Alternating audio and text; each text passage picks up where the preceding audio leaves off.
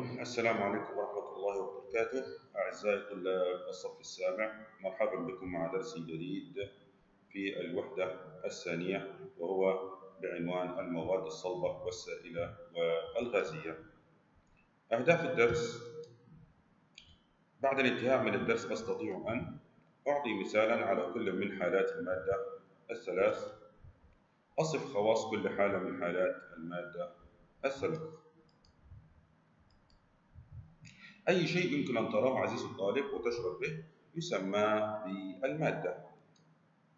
يصنف العلماء المواد إلى ثلاثة مجموعات رئيسية، تسمى هذه المجموعات بحالات المادة الثلاث: المواد الصلبة، المواد السائلة، المواد الغازية. هذه أمثلة لبعض المواد. أحسنت عزيزي الطالب، هي فعلا المواد الصلبة: ثمار، ضوء، حذاء. المواد الصلبة. ما هي خواص المواد الصلبة؟ تحتفظ المواد الصلبة بشكلها، تشغل نفس الحيز من الفراغ، تحتفظ بنفس الحجم، لا يمكن ضغطها ولا صبها أي سكبها، لا يمكن أن تنضغط ولا يمكن صبها. المواد السائلة. من أمثلة المواد السائلة عزيزي الطالب كما ترى البنزين، الماء الذي نحصل عليه من الصنبور، زيت الطهي أو زيت الطعام. خواص المواد السائلة: تأخذ شكل الإناء الذي توضع فيه، يمكن صبها كما يمكن أن تتدفق بين الفراغات، تشغل السوائل نفس الحيز من الفراغ.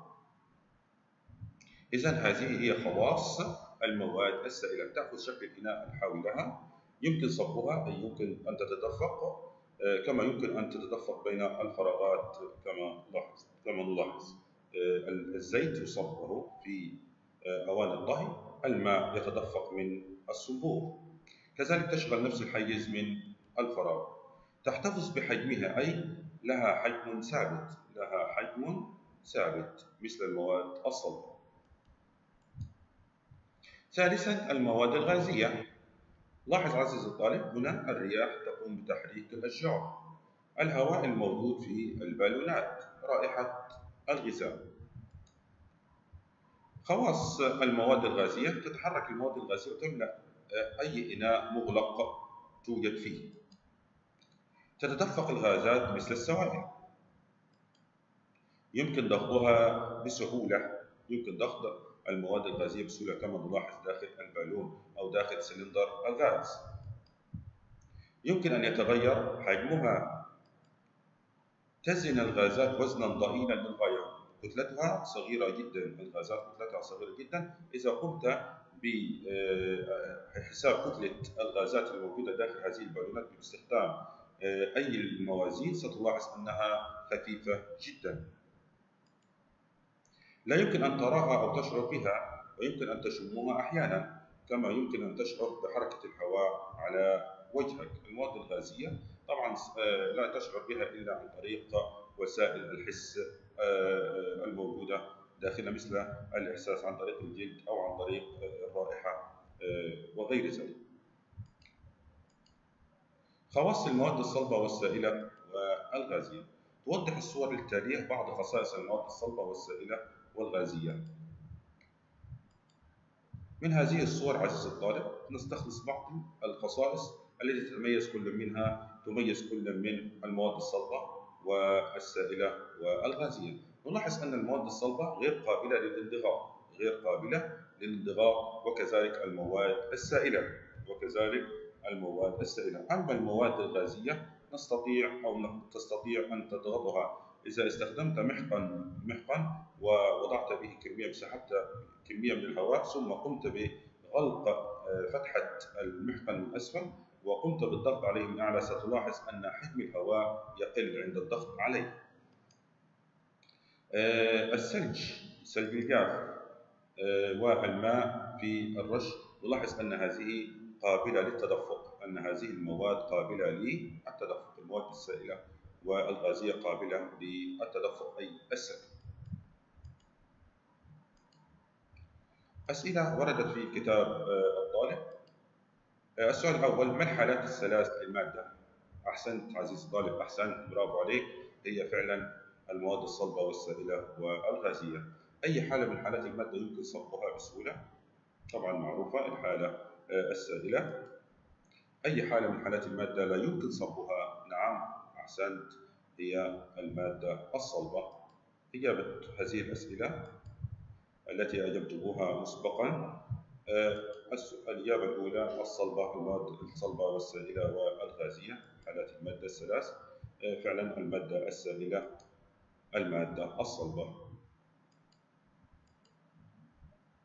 نشاط 2.1: صلب أم سائل أم غاز؟ انقل الجدول التالي في دفترك عزيزي الطالب وأكمله باستخدام المواد الموجودة من حولك. ناقش أسباب كل قرار مع مجموعتك. ما عليك عزيزي الطالب أن تقوم بجمع بعض المواد الموجودة في منزلك أو في البيئة المحيطة بك، وتقوم بفرزها ومعرفة هل هي مادة صلبة أم سائلة أم غازية، وتذكر السبب لذلك. هنا تذكر اسم المادة في هذه العمود أو في هذا العمود. في هذا العمود تذكر أم هي صلبة أم سائلة أم غازية. في هذا العمود الثالث تحدد سبب ذكرك أو سبب تصنيفك لها على حسب يعني ما بها من خواص. أولا مثال الماء، ما هو مادة سائلة، السبب في ذلك تستطيع أن تصبها أو تستطيع أو قابلة للتدفق أو تأخذ شكل الإناء الحاوي لها. أي سبب تذكره عزيزي الطالب سيكون صحيحا. الحجر فعلا أحسنت، مادة صلبة. لماذا ذكرت أنه مادة صلبة؟ نعم، غير قابل للتدفق أو غير قابل للسحب أو الصب. الهواء، وهكذا تصنف كل مادة ثم تذكر السبب عزيزي الطالب. دراسة العلماء للتغيرات التي تطرأ على المواد.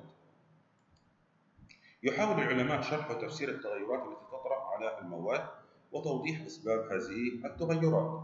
ومن الأمثلة على ذلك يمكن شم الغذاء الذي يطهى وأنت جالس في الصالة. تستطيع أن تشم رائحة الطعام في منزلك وأنت جالس بعيد عنها. يزيد حجم بعض المواد بعد تسخينها. يحاول العلماء دراسة هذه الظواهر وتفسيرها. تتحول السوائل مثل الماء إلى غاز عند تسخينها. لماذا؟ يحاول العلماء تفسير هذه الظواهر وقد قاموا بالفعل بتفسيرها كما سندرس في القادم إن شاء الله.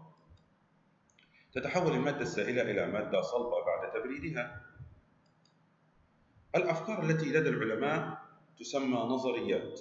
الأفكار التي يقوم العلماء بالبحث عنها ومعرفة أسبابها تسمى بالنظريات. وأفضل نظرية لشرح سلوك المواد والتغيرات التي تطرأ عليها تعتمد على الجزيئات، حيث أن كل مادة تتكون من جزيئات صغيرة.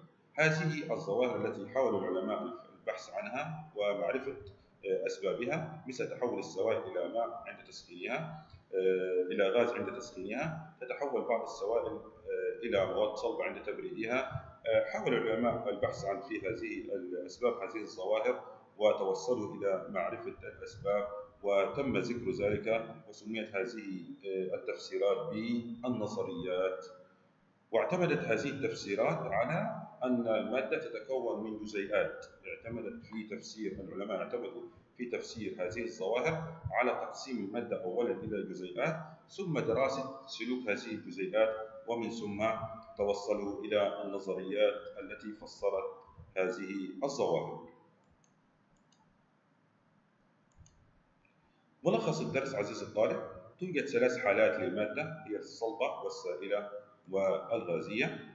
تختلف كل حالة في خصائصها عن الحالات الأخرى. تتكون المادة من جزيئات صغيرة. شكرا عزيزي الطالب على حسن استماعك. لا تنسى الإعجاب بالقناة، والسلام عليكم ورحمة الله وبركاته.